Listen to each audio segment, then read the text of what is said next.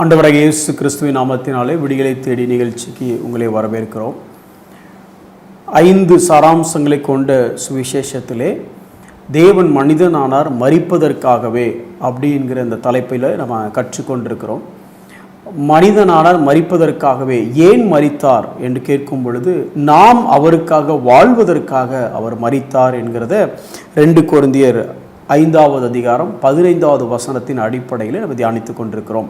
அந்த வசனத்தை ஒரு முறை உங்களுக்காக வாசிக்கிறேன்.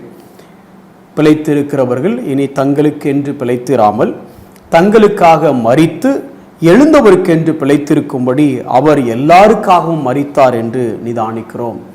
அவர் ஏன் மரித்தார்? தங்களுக்காக மரித்தவருக்காக பிழைத்திருக்கும்படி அவர் மரித்தார்.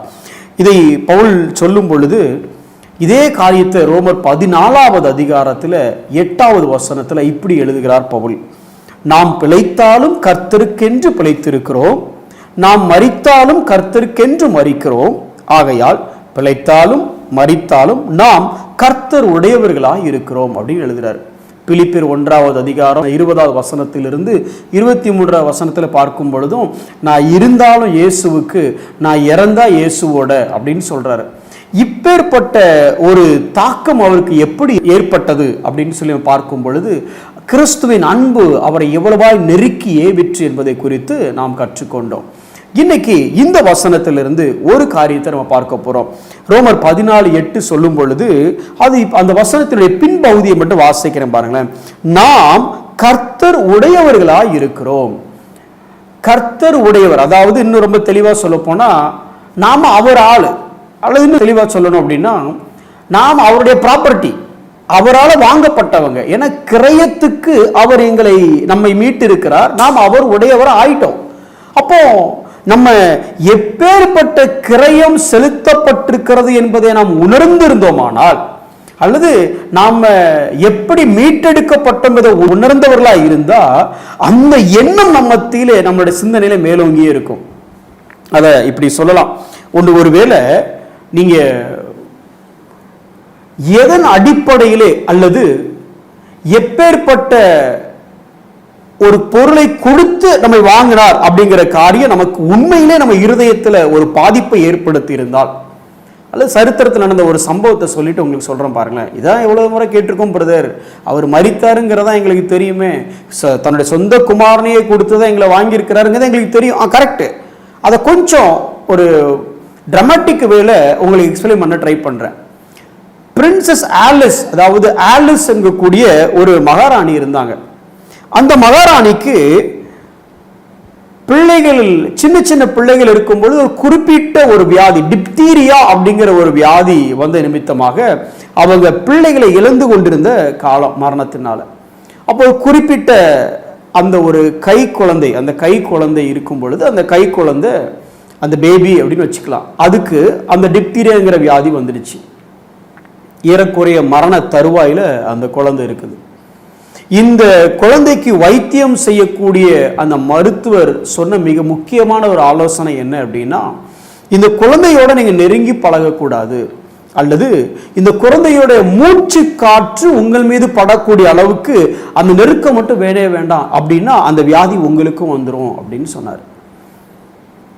ஒரு நாள் இந்த குழந்தை மரண தருவாயை அடைந்தது. சுவாசிப்பதற்கு திணறிக் கொண்டிருக்கிறது. அப்போ அந்த தாயை பார்த்து அது சொன்ன ஒரு வார்த்தை, மாமா கிஸ் மீ, அதாவது அம்மா என்னை முத்தமிடுங்கள் அப்படின்னு சொல்லி. இந்த குழந்தை பக்கத்துல போனாலே வியாதி தன்னை பற்றி கொள்ளும் என்பதை தெரிந்திருந்தும், அல்லது இந்த குழந்தைய நம்ம எப்போ ஏதோ ஒரு முத்தம் கொடுக்கறதுனால அந்த குழந்தை ஒன்றும் விளைக்க போறது இல்லை, ஆனா முத்தம் கொடுத்தா நாம விளைக்க மாட்டோம் அப்படிங்கிறது தெரிந்திருந்தும் அந்த தாய் அந்த குழந்தையை அணைத்து முத்தமிட்டாள். விளைவு குழந்தை அப்போ இறந்துடுச்சு சில மணி நேரங்கள்ல, ஆனா சில வாரங்கள்ல அந்த தாய் மரணம் அடைந்தாள். இப்போ ஒரு ஹைப்போதெட்டிக்கல் சிச்சுவேஷன், அதாவது ஒரு கற்பனையான ஒரு காட்சி இப்படி ஞாபகம் வச்சுக்கிடுங்க. இந்த தாய் முத்தமிட்டு ஒரு சில மருத்துவ உதவிகள் செஞ்ச உடனே இந்த குழந்தை பிழைச்சிக்கிட்டு, ஆனால் அந்த தாய் இறந்துட்டா அப்படின்னு சொல்லி கற்பனையாக வச்சுக்கிடுங்களேன். இப்போ இந்த குழந்தை கேட்கும், கொஞ்சம் வளர்ந்து வந்த உடனே கேட்கும், இவ்வளோ பெரிய வாழ்க்கை எனக்கு எப்படி கிடைச்சிது, இந்த ராஜ வாழ்க்கை எனக்கு எப்படி கிடைச்சது அப்படின்னா, அங்க இருக்கவங்க எல்லாம் சொல்லியிருப்பாங்க, எம்மா நீ குழந்தையா இருக்கும் போதே செத்து இருக்கணும். நீ சாக போற நேரத்தில் என்ன நடந்துச்சுன்னா, உன்னுடைய தாய் உன்னை காப்பாற்றுவதற்காக அல்லது உன் ஆசைக்காக அவங்க அதை முத்தமிட்டு உன்னை முத்தமிட்டு அதனால வியாதி வந்து அவங்களே மறிச்சிட்டாங்க, ஆனா நீ பிழைச்சிட்ட அப்படின்னு சொன்னா, ஐயோ அந்த தாய்க்கு இப்ப நான் எப்படி அந்த தாயோட ஆசையை நிறைவேற்றுவேன், அந்த தாய்க்கு நான் பிரதிபலனா என்ன செய்வேன் அப்படின்னு அந்த குழந்தை கேட்கும் பொழுது அவங்க ஒருவேளை இப்படி சொல்றாங்கன்னு வச்சுடுங்க, இல்ல அந்த அம்மா நீ என்னெல்லாம் செய்யணும்னு ஆசைப்பட்டு ஒரு புத்தகத்தில் எழுதி வச்சிருக்கிறாங்க அல்லது ஒரு நாட்குறியீடு ஒரு டைரியில் எழுதி வச்சிருக்கிறாங்க, அதை எடுத்து தரட்டுமா அப்படின்னு, ஐயோ அதை கொடுங்க அப்படின்னு சொல்லி வாங்கி அந்த குழந்தை வாசிக்கும் பொழுது அந்த குழந்தை மனசுல ஒரு எண்ணம் வரும், ஐயோ என்னுடைய இடத்துல இருந்து என்னுடைய தாய் மரித்து போனாங்க, ஆனா நான் பிழைச்சுக்கிட்டேன், இப்போ இது பிழைக்கிற இந்த இருக்கிற இந்த ஒரு வாழ்க்கை முழுவதும்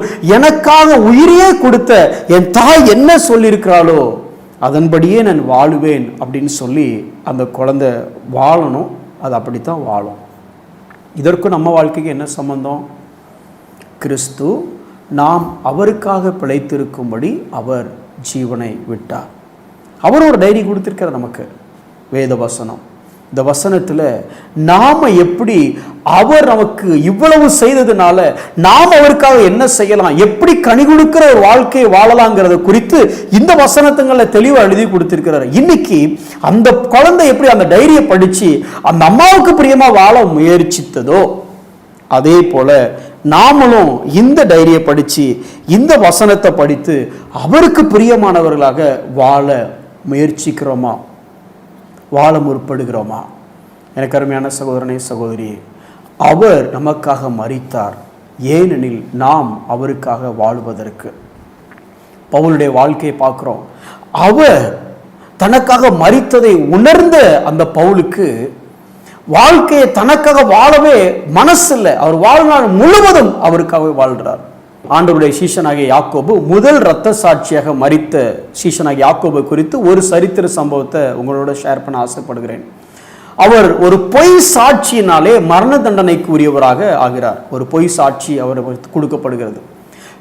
தீர்ப்பு கொடுக்கப்பட்ட இடத்திலிருந்து தீர்ப்பு நிறைவேற்றப்படுகிற இடத்து வரைக்கும் அவரை கூட்டிட்டு போயிட்டு இருக்கிறாங்க. அப்படி போகும் பொழுது இந்த பொய் சாட்சி சொன்ன நபரும் அவரோடு கூட வருகிறார்.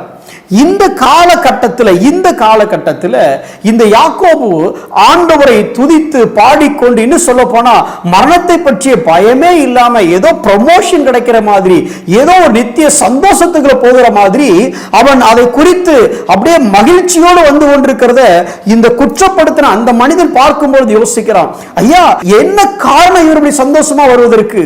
சாவை வேடிக்கை பார்க்கதான் வந்தான். ஆனா இவருடைய சந்தோஷமா போகிறத பார்த்த உடனே அவனுக்கு ஒண்ணு தோணுச்சு, இவனுக்குள்ள இந்த மரண தருவாயிலையும் இவனுக்கு ஒரு சந்தோஷத்தை கொடுக்கக்கூடிய இயேசு எனக்கும் வேணும். அப்போ எந்த இயேசுடைய அன்பு இவனுக்குள்ள எவ்வளவு தூரம் அது நெருக்கி ஏவுகிறதா இருந்தால் இவன் இப்படிப்பட்ட ஒரு வாழ்க்கை வாழுவான் அப்படின்னு சொல்லி அந்த இயேசு எனக்கும் வேணும்னு சொல்லி ஏற்றுக்கொண்டு எந்த வாளால் யாக்கோபுடைய தலை வெட்டப்பட்டதோ அதே வாளால் அந்த நபருடைய தலையும் வெட்டப்பட்டது, இயேசுவை இரட்சகராக ஏற்றுக்கொண்டதினால்.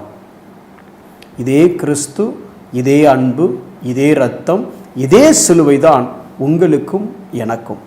இன்னைக்கு நம்ம வாழ்க்கையை பார்க்கிறவங்க யாக்கோபோடு நடந்தாங்க, யாக்கோபு இயேசுவோடு நடந்திருந்தான், யாக்கோபு இயேசுவின் பிரசங்கத்தை கேட்டிருந்தான். ஆனா இந்த மனுஷன் யாக்கோபோட தான் நடந்தான். ஆனா அவன் அந்த நடக்கையை பார்க்கும் பொழுது இந்த வாழ்க்கையை நான் வாழணும்னு அவன் மாறினான். நம்மளை பார்த்து யாராவது மாறுறாங்களா? இயேசு எனக்காக மரித்தார் என்பதை நான் வாழ்கிற வாழ்க்கை மூலமாக என்னை சுற்றி இருக்கிறவங்க கண்டுகொள்ள வேண்டும். அப்படிப்பட்ட ஒரு வாழ்க்கையை வாழ தேவன் நம்மை அழைக்கிறார். ஜெபிப்போம். அன்புள்ள ஆண்டவரே, எங்களுக்காக நீர் செய்த தியாகத்தை நாங்கள் யோசித்து பார்க்கிறோம். எங்களுக்காக நீர் மரித்தீர் ஆண்டவரே. எங்களுடைய வாழ்க்கை கனிதரக்கூடிய ஒரு ஜீவியமாக, எங்களை காண்கிறவர்கள் கிறிஸ்துவை காணக்கூடிய ஒரு ஜீவியமாக வாழ எங்களுக்கு நீர் உதவி செய்யும்.